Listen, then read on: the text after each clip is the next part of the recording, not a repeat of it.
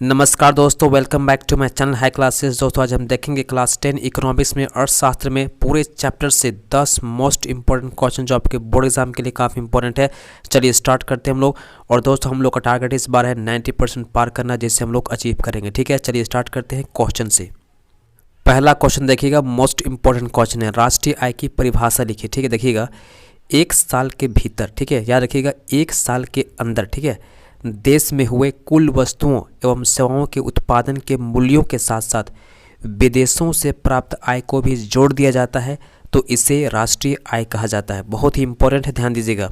राष्ट्रीय आय का जो कंसेप्ट याद रखिएगा, एक साल के भीतर, ठीक है, एक साल के भीतर इंडिया में, ठीक है, भारत में हुए कुल वस्तुओं एवं सेवाओं के उत्पादन के मूल्यों के साथ विदेशों से प्राप्त, ठीक है, जो विदेशों से प्राप्त आय को भी जोड़ दिया जाता है, तो इसे राष्ट्रीय आय कहा जाता है। चलिए नेक्स्ट क्वेश्चन करते हैं, मोस्ट इंपॉर्टेंट है।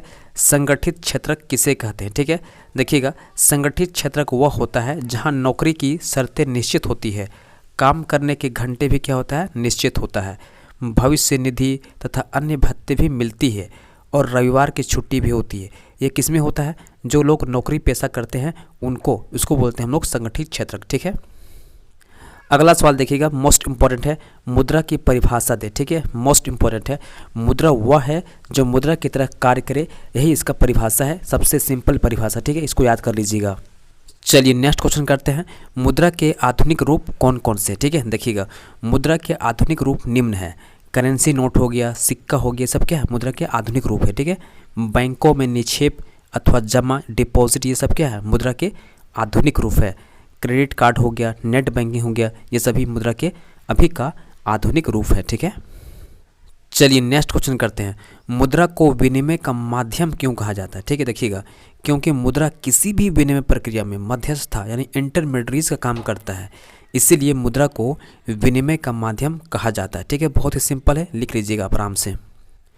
अगला सवाल देखिएगा, मोस्ट इंपॉर्टेंट क्वेश्चन है। देश की अर्थव्यवस्था में बैंकों की क्या भूमिका रहती है? ठीक है, इसका आंसर देखिएगा, देश की अर्थव्यवस्था में बैंकों की भूमिका। ठीक है, नंबर 1 देखिएगा, बैंकों में लोग अपनी बचत को जमा करते हैं जहां उन्हें ब्याज मिलता है और पैसा भी सुरक्षित रहता है। ठीक है, ये पहला पॉइंट हो गया।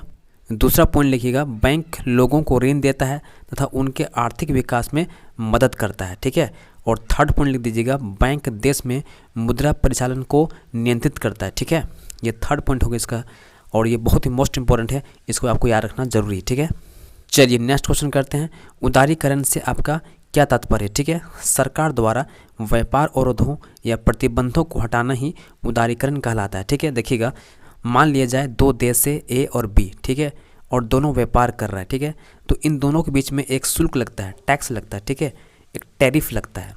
ये जो टैरिफ होता है ना, ये व्यापार में बाधा बनता है। ठीक है, अगर इस टैरिफ को हटा दिया जाता है, ठीक है, सरकार द्वारा, तो उसे ही बोला जाता है उदारीकरण। ठीक है, चलिए नेक्स्ट क्वेश्चन करते हैं, विदेशी निवेश से क्या तात्पर्य? ठीक है, जब कोई कंपनी या एक देश का व्यक्ति दूसरे देश में स्थित कंपनी की संपत्ति या स्वामित्व में हिस्सेदारी में निवेश करता है, तब उसे विदेशी निवेश कहा जाता है।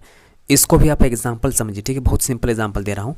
इंडिया का अंबानी, ठीक है, बहुत ही रिच पर्सन है। ठीक है, वो अमेरिका का बहुत ही फेमस कंपनी, ठीक है, कोई कंपनी है जिसमें अपना इन्वेस्टमेंट करता है। ठीक है, अपना निवेश करता है। ठीक है, अपना संपत्ति यहाँ लगाता है। ठीक है, तब उसको क्या बोलेंगे? उसको बोलेंगे विदेशी निवेश कहा जाएगा। ठीक है, चलिए नेक्स्ट क्वेश्चन करते हैं, उपभोक्ता शोषण से क्या अभिप्राय है? ठीक है, इसका आंसर देखिएगा, उपभोक्ता शोषण से अभिप्राय उपभोक्ता को कम वस्तु देना, निम्न कोटि की घटिया वस्तु देना, नकली सामान देना, मिलावट वाले सामान देना, गलत जानकारी का आदान प्रदान करना, ये सभी क्या है? उपभोक्ता को शोषण किया जा रहा है। ठीक है, अगला सवाल देखिएगा, मिलावट का क्या अर्थ होता है? जब किसी शुद्ध वस्तु में, ठीक है, दूसरी हानिकारक वस्तु को मिलाया जाता है तो इसे मिलावट कहा जाता है।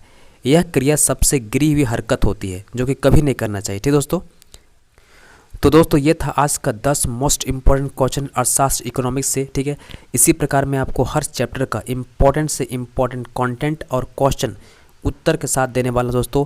तो अभी से आप मेरे चैनल को सब्सक्राइब करके रखिए ताकि आपको पूरे एग्जाम तक पूरा फायदा पहुंचे दोस्त। ठीक है, चलिए मिलते हैं नेक्स्ट वीडियो में। धन्यवाद, जय हिंद।